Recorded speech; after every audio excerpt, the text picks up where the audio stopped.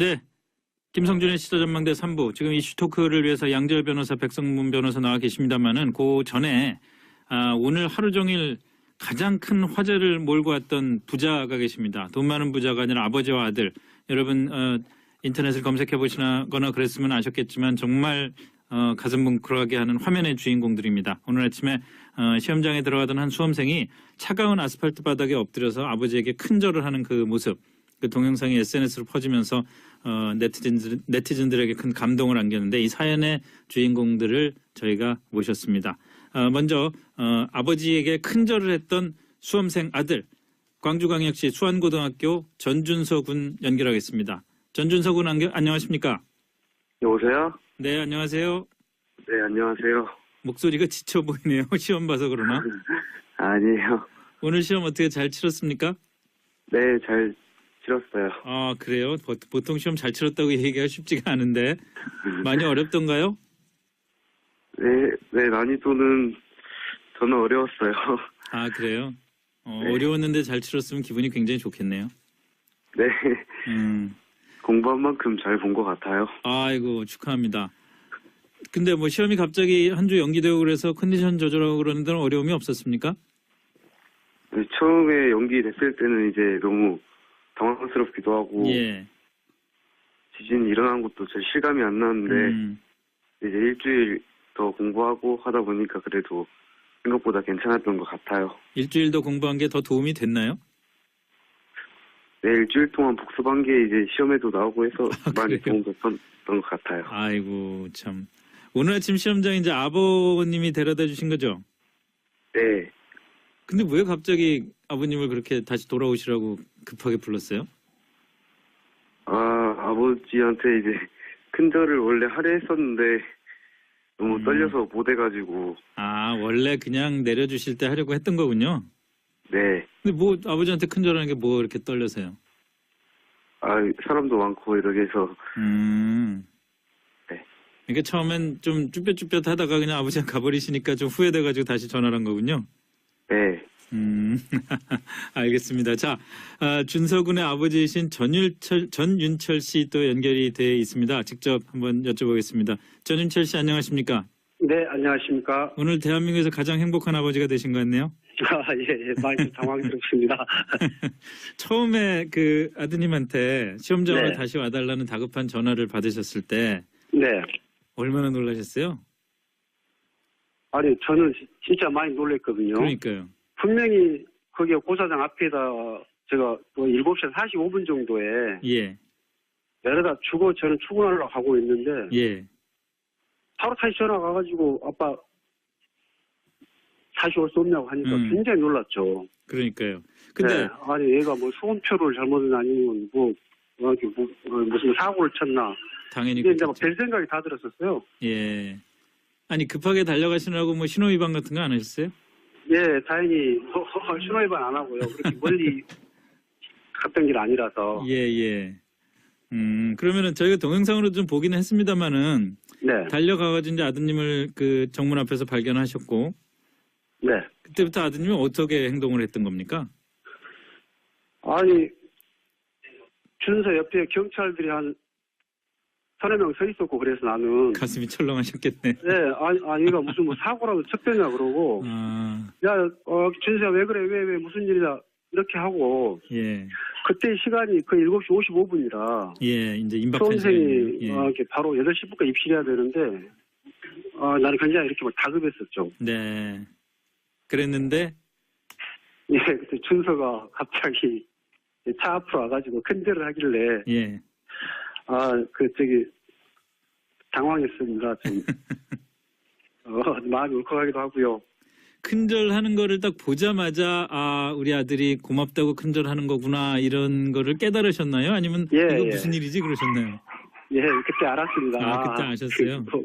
고마운 표현을, 맞아, 이런 식으로 하는구나라고. 이야, 평소에 얼마나 잘해주셨길래 그렇게 큰절까지 받으실 만큼 그랬나 모르겠네요. 네. 그래서 아버님 저희 동영상에서는 이제 거기서 끊어지던데 네. 아버님 뭐 차에서 내리셔서 뭐 어떻게 해주셨을 거 아니에요? 아니, 사실 제가, 예, 준서가 나한테 큰절하면 제가 좀 이렇게 한번 끌어안아 주어야 되는데, 예. 제가 사실 그때 당시에는 경황이 없어서 제가 입실 시간을 알고 있기 때문에 예.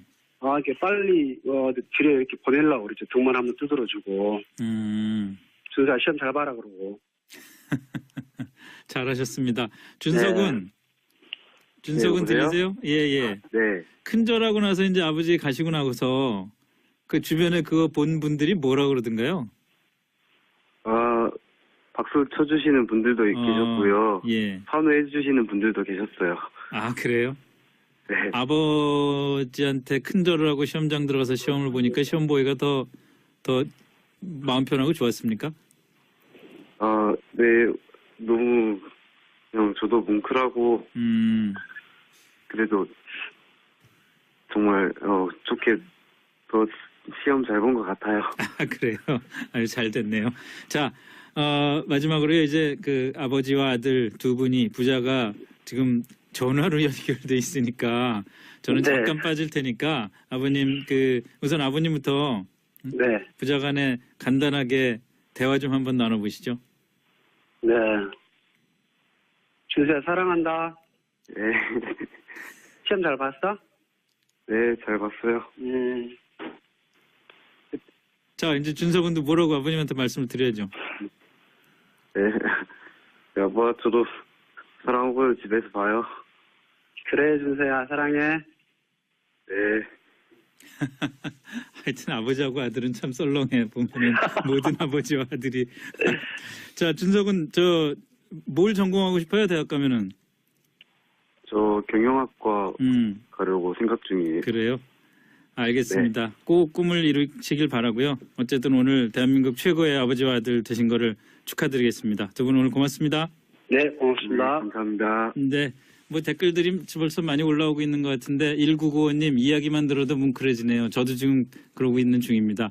5261님 마음이 짠하네요. 아이 키우는 입장에서 눈물이 나네요. 수험생 부모님들 다들 고생하셨습니다. 지금 뭐 이 아들과 아버지 두 분 전윤철 씨 부자 소개를 해드렸습니다마는 꼭 그렇게 큰절을 안 했다 하더라도 모든 수험생들 똑같은 고마운 마음 갖고 있지 않겠습니까? 아버지 어머니께. 또 아버지 어머니들도 그 고생한 아들과 딸들에게 뿌듯한 자부심 갖고 있을 거라고 저는 믿고 있겠습니다.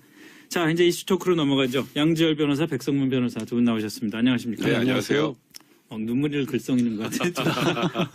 간단한 소감 좀 먼저 말씀하시고 넘어가죠. 오늘 뭐 시험 보느라 다들 고생했을 텐데요. 야, 이게 참 공부가 전부가 아니구나. 저는 이 친구 앞으로 잘 어떻게든 성공해서 성공이란 말이 꼭 크게 뭐 이런 의미가 아니라 잘 지낼 것 같아요. 굉장히 담대하고 긍정적이고 그럼요. 시험 본 날 당일에 얼마나 긴장을 합니까? 거기서 아버지를 생각할 정도의 여유거든요. 이것도. 그렇죠. 그리고 이 시험 보고 나서도 저는 한 번도 제가 시험 잘 봤다고 생각해 본 적이 없어요. 이렇게 용감하게 전 국민 앞에 잘 봤다고 나중에 수능 점수 꼭 공개했으면 좋겠는데 그 정도의 긍정적인 어떤 사고방식을 가진 친구면 잘할 거고 나머지 오늘 시험 모든 친구들도 공부에 뭐 성적이 좋고 나쁘고를 떠나서 이런 마음가짐 배웠으면 좋겠어요. 그냥 다른 얘기지만 고시 패스에서 변호사 된 사람이 무슨 시험 잘 봤다고 생각한 적 없다 이런 말씀을 하시면은 듣는 사람들 굉장히 싫어합니다. 아니. 죄송합니다. 급 사과를 드려야 될 것 같은 분위기로. 사과를 하세요. 네. 자, 저는 뭐 일단 뭐 준석은 포함해서 오늘 이제 시험 치른 수험생 여러분들 다 수고하셨고 또 부모님들 참 수고하셨습니다. 일단 그 얘기를 먼저 좀 드리고요. 저는 사실 아까 준석군과의 아버지의 대화를 보면서 제가 좀 되게 부끄러워지더라고요. 저는 이렇게 부모님들한테 그러니까 감사의 표시를 제대로 한 적이 있었을까? 마음은 있어도 이렇게 뭐 큰 절을 올린다거나 이렇게 모든 사람들 앞에서 그렇죠. 아니면 부모님들을 사랑하는 마음을 이렇게 적극적으로 표현을 해본 적이 있었나? 저는 그런 걸 보면서 참 이 부자가 참 부럽다라는 생각과 함께 또 한편에서 제가 좀 부끄러워지기도 하는 뭐 그런 순간인 것 같습니다. 글쎄 말입니다. 자, 오늘 본론으로 들어가죠. 뭐 오늘 이슈 토크는 뭐니 해도 김관진 전 장관이 석방된 거 구속적 부심에서 이 부분을 먼저 다루고 가지 않을 수밖에 없는데 법원이 혐의의 다툼의 여지가 있다고 표현을 했어요. 그러면서 구속 11일 만에 석방을 단 말이죠. 검찰은 뭐 당연히 납득할 수 없다고 반발할 텐데 법원의 결정 어떻게 보십니까, 양재열 변호사부터? 물어보실 때 이제 혐의의 다툼의 여지가 있다는 부분을 말씀하셔서 네. 그 부분이 굉장히 이례적이었어요. 그러니까 이거는 재판에서 죄가 있느냐 없느냐를 따지는 게 아니라 네. 어쨌든 구속을 할 만한 사유가 있느냐 없느냐를 따지는 거였는데 네. 그전 재판에서 뭐 유죄가 될 만하다라고 사실관계는 똑같을 거 아니에요. 뭔가 네. 달라진 것도 없이. 근데 그거를 이거는 아닌 것 같아. 아닌 것 같아라고 얘기를 한 거지 않습니까? 예. 그러면서 뚜렷한 이유 없이 그전에는 증거인멸과 도주 우려가 있다고 했는데 예. 중간에 좀 자백을 했다거나 아니면 뭐 새로운 어떤 사정이 생겨서 본인이 뭐 몸이 많이 아프시다거나 뭐 이런 것도 없는데 네. 이제 그냥 나가도 된다고 하니까 저는 다른 것보다도요 국민들이 가지는 법원에 대한 신뢰 이런 게 좀 많이 떨어질까 봐 걱정이에요. 예. 그리고 영장 전담 판사들은 굉장히 중요한 일을 하는 특별한 분이 3분 계시다. 그리고 그분들끼리도 약간 집단 지성을 이뤄서 얼마나 신중에 신중을 기해서 전 국방부 장관을 구속을 했을 텐데 네. 그게 탁 바뀌어서 그냥 다른 재판부에서 이건 아닌 것 같다라고 해버리면 국민들이 볼 때는 그걸 어떻게 받아야 될지 좀 걱정스러워요, 사실. 이제까지 이런 중요 사건 그 피의자가 갑자기 건강이 급격하게 악화되거나 그런 거 말고 풀려난 경우가 최근에 사례가 있나요? 주요 사건이 아니라요. 일반 예. 사건에도 거의 없죠. 심지어 아시겠지만 김경숙 이화여대 전 산업대학장 같은 경우에는 암을 치료, 이유로 신청을 했지만 그때도 기각했거든요. 지금 정유라 이대 그 부정입학 관련된 네, 그렇습니다. 결국엔 실형을 받았죠. 그러니까 원래 이제 우리나라 법체가 어떻게 돼 있냐면 옛날처럼 그냥 구속을 하는 게 이제 구속을 하기 전에 법원의 1차 판단을 받죠. 그게 영장 실질 심사죠. 그리고 영장 실질 심사 이후에 2차로 다시 한번 판단을 받을 수 있는 게 바로 이 구속적 부심이라는 건데요. 예. 그러니까 원래는 이론상으로는 1차 영장 실질 심사가 잘못됐다라고 판단을 해서 이런 방향으로 풀어주는 경우도 있지만 법원에도 이제 이런 상황에서 어떨 때 풀어줘야 된다라는 그런 일반적인 내부 지침이 있을 거 아닙니까? 그렇겠죠. 그 지침은 아까 말씀하셨던 것처럼 무언가 사정의 변경이 있어야 돼요. 그러니까 예를 들어서 뭐 누군가를 엄청나게 심하게 폭행을 한 사람이 그 피해자하고 합의가 안 된 상황에서 구속이 됐다가 피해자랑 합의가 됐다거나 뭐 그다음에 지금 아까 양재열 변호사 말씀하셨던 여러 가지 사유로 무언가 이제는 그때 발부될 때랑 달리 지금은 구속을 계속할 필요성이 없겠구나라는 판단으로 풀어주는 게 이제 보통 구속 적부심인데 이번 사건은 제가 뭐 이런 표현을 써도 될지 모르겠습니다만 영장 실질 심사를 했던 판사의 판단을 저격한 거예요. 그 당시에는 혐의도 인정된다고 했거든요. 근데 이번에는 그 판단이 틀렸다라고 하면서 구속 적부심을 풀어준 거는 저는 제 기억에 아직 별로 본 적이 없고요. 저도 이제 형사사건 의뢰인 같은 경우에 이제 구속이 된 분들 이제 구치소 와서 만나면 다 억울하다고 해요. 그래서 저 변호사님 저 구속적 부심 그런 제도도 있다던데 저 이거 한번 해주시면 안 돼요? 그럼 제가 보통 말립니다. 어차피 해도 안 됩니다. 아무것도 변화가 없기 때문에 그 경우에는 다 기각이 됩니다. 라고 했는데 제가 지금 잘못 가르쳐준 것 같다는 생각이 들 정도로 저는 이번 법원의 구속적 부심 통해서 김관진 장관을 석방한 것 물론 이 판단을 제가 뭐 왈가왈부하진 않겠습니다만 이거는 변호사 입장에서 봤을 때 굉장히 너무나 이례적이라 사실 저희도 좀 혼란스럽습니다. 이 부분은. 지금 왈가왈부하지 않겠다고 말씀하셨습니다. 두 분 얘기하는 걸 들어보면은 그냥 뉘앙스로 이거는 아닌 것 같은데 이런 느낌이 좀 드는데요. 부정적으로 말씀을 드릴 수밖에 없는 게요. 근데 이제 보통 뉴스에 나오는 사건들은 이 피의자들이 다 구속이 되잖아요. 대부분. 그러니까 형사 사건을 직접적으로 안 겪어보신 분들은 이거 죄 지으면 다 구속되나 보다라고 생각하실 수가 있는데 2007, 8년경까지는 실제로 구속을 굉장히 많이 시켰었어요. 그때는 거의 원칙적으로 구속이었는데 그 이후로 이른바 불구속 수사 원칙을 법원이 세우면서 정말 명확하지 않은 경우에 그리고 정말 중대한 범죄가 아닌 한은 구속을 안 시켰거든요. 제가 이 말씀 드리는 이유는 뭐냐면 그만큼 구속 자체를 까다롭게 하기 때문에 그러니까 구속적 부심을 또 청구할 일이 없는 거예요. 예전에는 구속을 많이 시켰으니까 솔직히 그때는 선배 변호사들 그런 얘기 하더라고요. 돈 벌기도 쉬웠다고. 워낙 구속을 많이 시키니까 구속 적부심 같은 거 일도 많이 들어왔다. 근데 요즘에는 워낙 안 시키니까 찾는 사람도 없다. 이럴 정도로까지 구속 자체가 줄어들었고 지난해 서울지방법원에서 전체 형사재판 1심 재판이 한 5천 건 정도가 넘었거든요. 근데 구속 적부심을 신청한 것은 167건이었습니다. 굉장히 적은 거예요. 그리고 그중에서 인용된 건 33건인데 이게 한 15에서 16% 사이거든요. 그게 전국 평균을 내도 마찬가지입니다. 그게 왜 그러냐면 아예 이 정도 건수 외에는 법원에서 안 해준다라고 내부 지침이 있는 거예요. 그런데 백 변호사 설명한 것처럼 거기에 해당될 사유가 저희로서는 모르겠는데 저희가 지금 평범한 변호사로서는 모르겠는데 뭔가 특수한 뭐가 있는지 이렇게 되니까 이게 뭐 평범한 변호사는 뭔가요? 그리고 지금 양재열 변호사가 이제 15% 16% 이런 얘기를 했잖아요. 그러니까 아마 이 방송 들으시는 분들이 그럼 뭐 10명 중에 1명이나 2명은 나가는구만. 한번 시도해볼 만하네. 뭐 그렇게 생각했을 텐데 이제 문제는 이렇게 적은 이유는 정말 사정 변경이 본인도 있다고 생각하는 경우에 한해서 변호사들도 조력을 해줘서 내는 거고 그 중에 15%에서 16% 정도만 나오는 거니까 사정 변경도 어지간한 거로는 안 되고. 그러니까 변호사가 판단하기에도 이거는 참 중대한 사정 그렇죠. 변경이니까 한번 시도해볼 만하다. 네. 그래서 낸 것 중에서도 또 15% 16%니까 사실상 구속적 부심으로는 정말 중대한 사정 변경이 있기 전에 나온 사례를 저는 아직까지 본 적이 없거든요.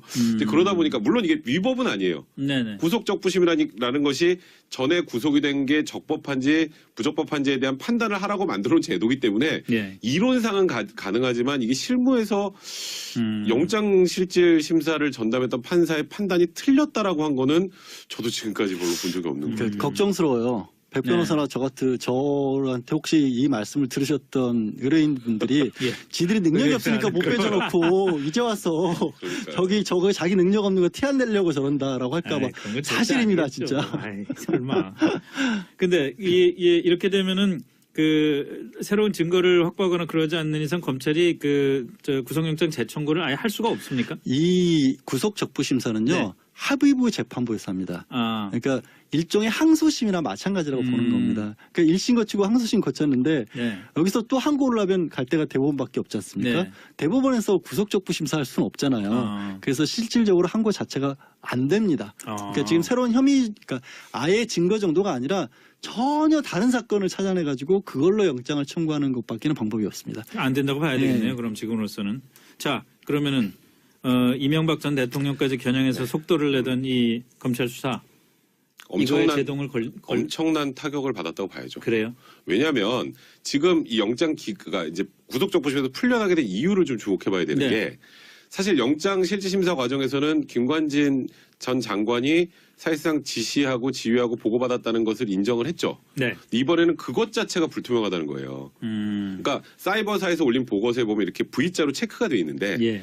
이제 김관진 전 장관의 주장은 그냥 관례적으로 제대로 읽지도 않고 그냥 부의표만 한 거라 제대로 나는 뭐 보고받고 지시한 게 아니다라는 취지의 주장을 했는데 통상적으로 이제 우리 일반인들 입장에서는 머릿속으로 들어가 볼 수가 없잖아요. 예. 그럼 객관적으로 나와 있는 이 증거를 기초로 판단하는데 예를 들어서 제가 김성준 앵커한테 뭔가를 이렇게 보고를 했는데 거기다 이제 V 표시, 그러니까 봤다라는 확인 표시거든요. 그걸 했다면 읽었다라고 보통 간주라는 게 일반적이잖아요. 그렇죠. 근데 그에 대한 판단을 틀어놨기 때문에 일단 김관진 장관 위로 올라가려면 최소한 여기까지는 확실하게 뭔가 혐의가 인정이 돼야 그 윗단계로 올라갈 수가 있는데 여기에서 벌써 지금 제도에 걸렸으면 그 윗단계로 올라가는 것 자체가 불가능하거든요.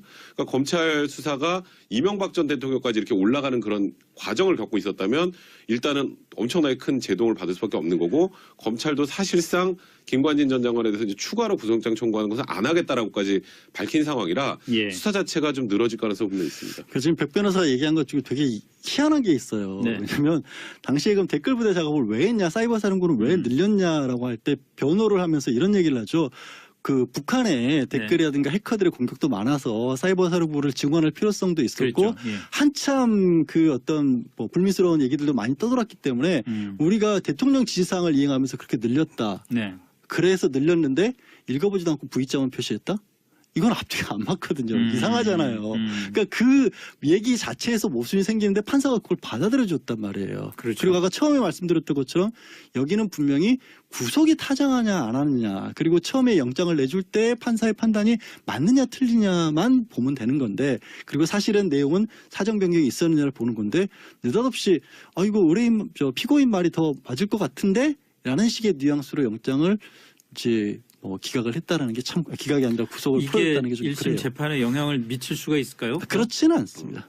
그렇지 않은데 밖에 나와서 있게 되면 지금 이것과 관련해서 연재욱, 옥도경 전 사령관들이 다 불구속 상태거든요. 실형을 받았지만 불구속 상태에서 재판이 계속 중이거나 집행유예를 받았는데 전 국방부 장관이라는 위치가 그러면 어떤 영향력이라는 것을 끼칠 수밖에 없죠. 알겠습니다. 오늘 이 부분 집중적으로 다루다 보니까 다른 이슈를 못 다루게 되는데 일단 오늘 여기까지 정리를 하고요. 다음 기회에 다시 또 얘기를 나눠보겠습니다. 지금까지 백성문 변호사, 양재열 변호사였습니다. 고맙습니다. 네, 고맙습니다. 그런 데는 어려움이 없었습니까? 네, 처음에 연기됐을 때는 이제 너무 당황스럽기도 하고 예.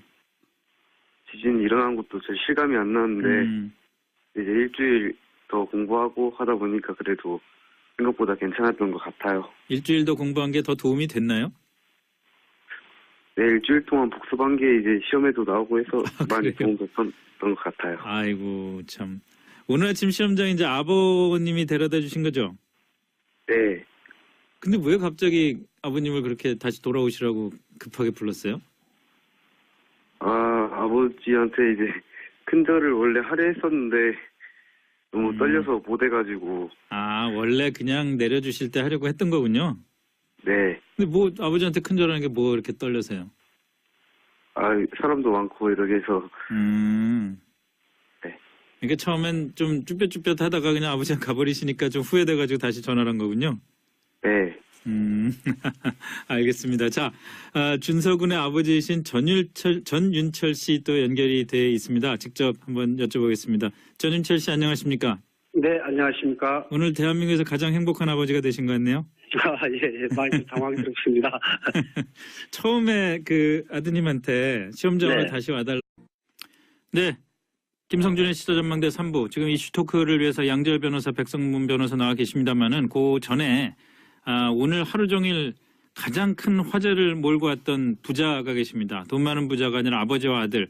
여러분 인터넷을 검색해 보시거나 그랬으면 아셨겠지만 정말 가슴 뭉클하게 하는 화면의 주인공들입니다. 오늘 아침에 시험장에 들어가던 한 수험생이 차가운 아스팔트 바닥에 엎드려서 아버지에게 큰절을 하는 그 모습. 그 동영상이 SNS로 퍼지면서 네티즌들에게 큰 감동을 안겼는데 이 사연의 주인공들을 저희가 모셨습니다. 먼저 아버지에게 큰절을 했던 수험생 아들 광주광역시 수안고등학교 전준서 군 연결하겠습니다. 전준서 군 안녕하십니까? 여보세요? 네, 안녕하세요. 네, 안녕하세요. 목소리가 지쳐 보이네요. 시험 봐서 그러나? 아니에요. 오늘 시험 어떻게 잘 치렀습니까? 네, 잘 치렀어요. 그래요? 보통 시험 잘 치렀다고 얘기가 쉽지가 않은데 많이 어렵던가요? 네, 난이도는 저는 어려웠어요. 그래요? 네. 어려웠는데 잘 치렀으면 기분이 굉장히 좋겠네요. 네. 공부한 만큼 잘 본 것 같아요. 아이고 축하합니다. 근데 뭐 시험이 갑자기 한 주 연기되고 그래서 컨디션 조절하고 라는 다급한 전화를 받으셨을 때 네. 얼마나 놀라셨어요? 아니, 저는 진짜 많이 놀랐거든요. 그러니까요. 분명히 거기 고사장 앞에다 제가 7시 45분 정도에 예. 내려다 저는 출근하려고 하고 있는데 예. 바로 다시 전화가 와가지고 아빠 다시 올 수 없냐고 하니까 굉장히 놀랐죠. 그러니까요. 근데 네, 아니 얘가 뭐 수험표를 잘못은 아니면 무슨 사고를 쳤나. 당연히 이제 막 별 생각이 다 들었었어요. 예. 아니 급하게 달려가시느라고 뭐 신호 위반 같은 거 안 하셨어요? 예, 다행히 신호 위반 안 하고요. 그렇게 멀리 갔던 길 아니라서. 예. 그러면은 저희가 동영상으로 좀 보기는 했습니다만은 네. 달려가가지고 이제 아드님을 그 정문 앞에서 발견하셨고 네. 그때부터 아드님은 어떻게 행동을 했던 겁니까? 아니 준서 옆에 경찰들이 한 3-4명 서 있었고 그래서 나는 가슴이 철렁하셨겠네. 네, 아니 얘가 무슨 뭐 사고라도 쳤대냐 그러고 야 준서야 왜 그래 왜 무슨 일이야 이렇게 하고 예. 그때 시간이 그 7시 55분이라 예, 이제 임박한 수험생이 시간이네요. 이렇게 바로 8시부터 입실해야 되는데 나는 굉장히 이렇게 막 다급했었죠. 네. 그랬는데 있는 분들도 계셨어요. 그래요? 네. 아버지한테 큰절을 하고 시험장 들어가서 시험을 보니까 시험 보기가 더 마음 편하고 좋았습니까? 네, 너무 그냥 저도 뭉클하고 그래도 정말 좋게 더 시험 잘 본 것 같아요. 그래요? 아주 잘 됐네요. 자, 마지막으로 이제 그 아버지와 아들 두 분이 부자가 지금 전화로 연결돼 있으니까 저는 네. 잠깐 빠질 테니까 아버님 우선 아버님부터 네. 부자간에 간단하게 대화 좀 한번 나눠보시죠. 네. 준수야, 사랑한다. 네. 시험 잘 봤어? 네, 잘 봤어요. 자, 이제 준서군도 뭐라고 아버님한테 말씀을 드려야죠. 네. 여보, 저도 사랑하고요. 집에서 봐요. 그래, 준수야, 사랑해. 네. 하여튼 아버지하고 아들은 참 썰렁해. 보면은 모든 아버지와 아들이. 자, 준석은 뭘 전공하고 싶어요? 대학 가면은. 저 경영학과 가려고 생각 중이에요. 그래요? 알겠습니다. 꼭 꿈을 이루시길 바라고요. 근데 예, 그때 준서가 갑자기 차 앞으로 와가지고 큰절을 하길래 예. 당황했습니다. 좀 마음이 울컥하기도 하고요. 큰절하는 거를 딱 보자마자 우리 아들이 고맙다고 큰절하는 거구나 이런 거를 깨달으셨나요? 아니면 이거 무슨 일이지 그러셨나요? 예, 그때 알았습니다. 그때 아셨어요? 고마운 표현을 맞아 이런 식으로 하는구나라고. 이야, 평소에 얼마나 잘해주셨길래 그렇게 큰절까지 받으실 만큼 그랬나 모르겠네요. 네. 그래서 아버님 저희 동영상에서는 이제 거기서 끊어지던데 네. 아버님 뭐 차에서 내리셔서 뭐 어떻게 해주셨을 거 아니에요? 아니, 사실 제가 예. 준서가 나한테 큰절하면 제가 좀 이렇게 한번 끌어안아 주어야 되는데 예. 제가 사실 그때 당시에 경황이 없어서 제가 입시 시간을 알고 있기 때문에 예. 이렇게 빨리 집에 이렇게 보내려고 그랬죠. 등만 한번 두드려주고 준서야 시험 잘 봐라 그러고. 잘하셨습니다. 준석은 준석은 네, 들리세요? 예. 네. 큰절하고 나서 이제 아버지 가시고 나서 그 주변에 그거 본 분들이 뭐라 그러던가요? 박수 쳐주시는 분들도 계셨고요. 예. 환호해 주시